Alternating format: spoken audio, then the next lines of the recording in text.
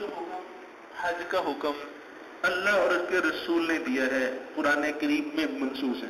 یہ ہماری عقل میں آئی یا نہ آئے بہر صورت ہم نے قربانی کرنی ہے. اور جناب نبی کریم صلی اللہ علیہ وآلہ وسلم کے زمانے کا تھوڑا سا اپنے ذہن میں تصور لائیے اور اس وقت کی غربت کو دیکھیے. لیکن حجۃ الوداع میں آپ سب نے سنا ہوگا کہ جناب نبی کریم صلی اللہ علیہ وآلہ وسلم نے 100 اونٹوں کی قربانی دی. 63 اونٹ اللہ کے نبی صلی اللہ علیہ وآلہ وسلم نے اپنے ہاتھ سے نہر فرمائے. ان کو نہر ذبح اور ہوتا ہے، اونٹ کا نہر اور ہوتا ہے، اور باقی اونٹ حضرت علی رضی اللہ تعالیٰ عنہ نے نہر فرمائے. کیا جناب نبی کریم صلی اللہ علیہ وآلہ وسلم کے ذہن میں علیہ باللہ یہ بات نہیں تھی کہ میری قوم میں اتنی غربت ہے، ایک اونٹ ذبح کروں 99 اونٹ بیچ کر فلاح قوم پر صرف کروں؟ لیکن سادہ لوگ ہیں. اور پھر آپ صلی اللہ علیہ وآلہ وسلم نے مدینہ طیبہ میں کسی سال نفع نہیں کیا. آپ ہر سال کم از کم 2 قربانیاں دیتے تھے، ایک اپنی طرف سے، ایک پوری امت کی طرف سے نفلی قربانی تھی. یہ ہے یا نہیں؟ ہماری آنے سے پہلے جناب نبی کریم صلی اللہ علیہ وآلہ وسلم نے ہمارے نام کی قربانی دی اور یہ نفلی قربانی تھی. تو یہ اعتراض کر کے بھی قربانی پر پیسہ صرف کر کے الیاذ باللہ ضائع کرنا، دوسرے حج پر پیسہ صرف کر کے یہ ضائع ہو رہا ہے.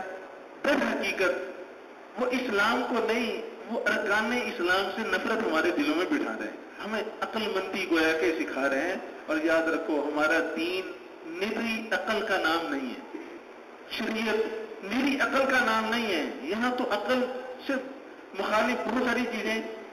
اور پھر یہ بات جو کہتے ہیں کہ جی اتنا پیسہ دوسرے حج پر یا قربانی نفلی جو کرتے ہیں اس پر ضائع ہوتا ہے. دوسرا الزامی جواب یہ ہے کہ یہ قوم، یہ لوگ جو اعتراض کرتے ہیں اس پہ پیسہ ضائع ہو رہا ہے حج پہ اور قربانی پہ، کیا کبھی انہوں نے اس بات پہ اعتراض کیا ہے کہ ہماری شادیوں میں، خوشیوں میں جو پیسہ ہم ایک ایک فنکشن پہ فضول اڑاتے ہیں، کبھی اس پہ اعتراض کیا ہے کہ جی اس کو کم کر کے اگر کھانا آپ سادہ گھر میں چند لوگوں کو کھلا کر باقی غربا پر صرف کر دیا کریں ہر شادی میں؟ کس حکیم نے کہا ہے 20-20 تولے زیور ڈالو؟ کس حکیم نے کہا ہے کہ 300 بندوں کی بارات لے کر آؤ؟ کس حکیم نے کہا ہے کہ 1000 بندے کو ولیمے میں مدعو کرو؟ کس حکیم نے کہا ہے کہ 6 ڈشیں بنواؤ؟ کیا یہ پیسہ نظر نہیں آتا کہ یہ پیسہ جو ضائع ہو رہا ہے یہ بھی فلاح قوم پہ صرف ہونا چاہیے؟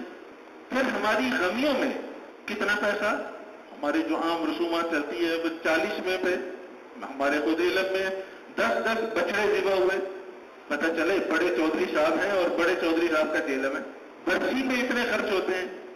پھر ہماری تعمیرات کو لے لیجیے، ہمارے گھر، ایک سادہ گھر میں بھی انسان رہ سکتا ہے، ہو سکتا ہے یہ نہیں.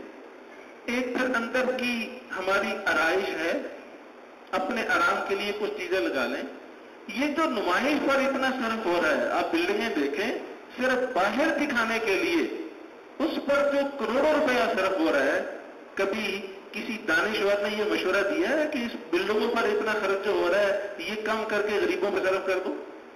سمجھ یہ آتی ہے کہ تکلیف اس سے نہیں ہے کہ پیسہ ضائع ہو رہا ہے، تکلیف اس پر ہے کہ یہ مسلمان ان فرائض کو زندہ کیوں کر رہے ہیں، بار بار زندہ کیوں کر رہے ہیں؟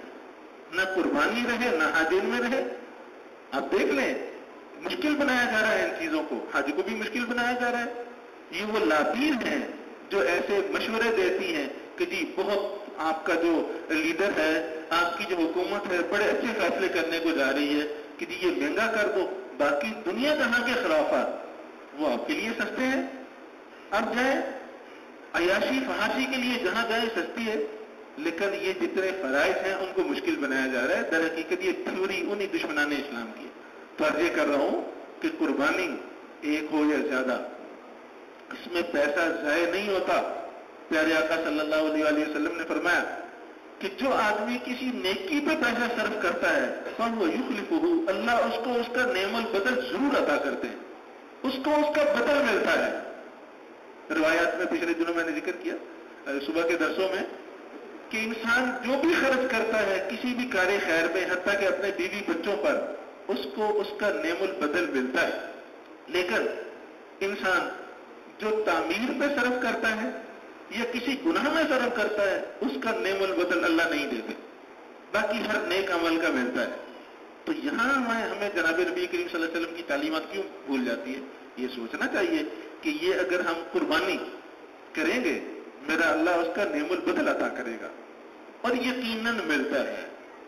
پیارے آقا نے فرمایا یہ جو کثرت سے حج عمرہ کرنے والا ہے اللہ اس کو اس کے بدل میں مالداری عطا فرماتے ہیں. واللہ میں آنکھوں دیکھا واقعہ آپ بیتی بتاتا ہوں کہ جتنے سفر ہوئے ہیں اس کے بعد اللہ نے ہمارے رزق میں وسعت پیدا کی. یہ جو حرمین کا سفر ہے، بار بار حج عمرہ ہے، یہ کرنے سے مالداری آتی ہے. دیکھنے کو لگ رہا ہے 3 لاکھ 3.5 لاکھ 4 لاکھ 5 لاکھ لگ گیا، لیکن میرا اللہ اس کا نعم البدل عطا کرتا ہے. سارا کچھ عقل سے تھوڑی ہے، یہ شریعت ہے، دین ہے، سائنس نہیں ہے. سائنس میں عقل کے بلبوتے پہ آگے بڑھتے ہیں. جہاں جہاں سائنس دین کی تائید کرتی ہے ٹھیک ہے، جہاں دین کے مخالف ہے ہم ردی کی توکڑی میں ڈالتے ہیں. اسلام کا تو یہ منشور ہے، اس کا انکار نہیں ہے سائنس کا. آپ تحقیقات کریں، جہاں غلطی ہو سمجھ لو عقل غلط ہے، شریعت غلط نہیں. بہرحال تو یہ قربانی ایک عظیم شان فریضہ ہے، اور جو آدمی ادا نہ کرے صاحب استطاعت ہونے کے باوجود، جناب نبی کریم صلی اللہ علیہ وسلم نے فرمایا کہ ان کو ہماری عیدگاہ میں آنے کی اجازت نہیں. اب صاحب استطاعت کون ہوتا ہے وہ سمجھ لیں. شریعت نے صاحب استطاعت کے لیے ایک معیار مقرر کیا ہے. ایک زکوٰۃ دینے کا صاحب استطاعت ہے اور ایک قربانی ادا کرنے کا صاحب استطاعت ہے. دونوں میں فرق ہے. جس آدمی پر زکوٰۃ ہے اس کے ذمہ لازمی قربانی ہے، لیکن قربانی اگر کسی کے ذمہ لازم آتی ہے تو ضروری نہیں ہے کہ اس کے ذمہ زکوٰۃ بھی ہو، اس لیے کہ زکوٰۃ کا نصاب تھوڑا سا وسیع ہے اور قربانی کا اور تنگ ہے. زکوٰۃ اور قربانی آپ لے لیں کہ قربانی کے لیے 5 چیزیں شریعت دیکھتی ہے. کیا؟ سونا نمبر 1، چاندی نمبر 2، مال تجارت نمبر 3، نقدی نمبر 4، اور ضرورت سے زائد سامان نمبر 5.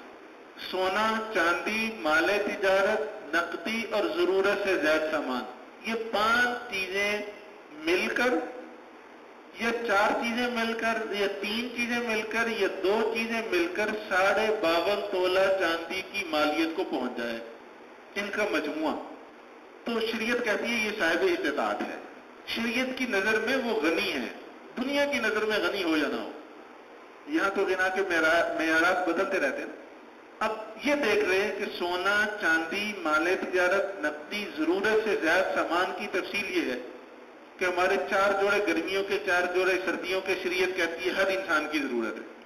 اس سے اگر زائد ہیں تمہارے لیے سلانا جائز ہے، استعمال کرنا جائز ہے، مگر اب آپ غنا کی طرف جا رہے ہیں، مالداری کی طرف جا رہے ہیں. شریعت یہ کہتی ہے کہ 4 سے بڑھ رہے ہیں، اب ان کا دیکھو مالیت کیا ہے.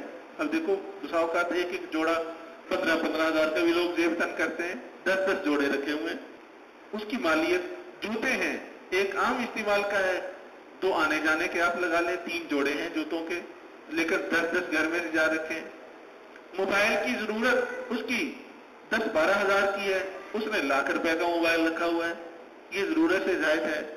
اس کو ٹی وی کی کسی انسان کی ضرورت نہیں ہے، گھر میں ٹی وی سجا رکھا ہے. قالین ایک سے کام چلتا ہے، اب گھر پہ بچھائیں، لیکن اس نے ڈیزائننگ کے لیے 3 بچھائے ہیں، ایک نیچے، ایک اس سے اوپر، ایک اس سے اوپر. یہ سارا ضرورت سے زائد ہے.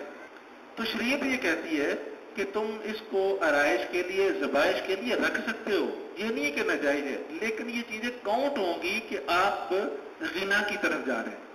ان ساری چیزوں کی مالیت لگاؤ.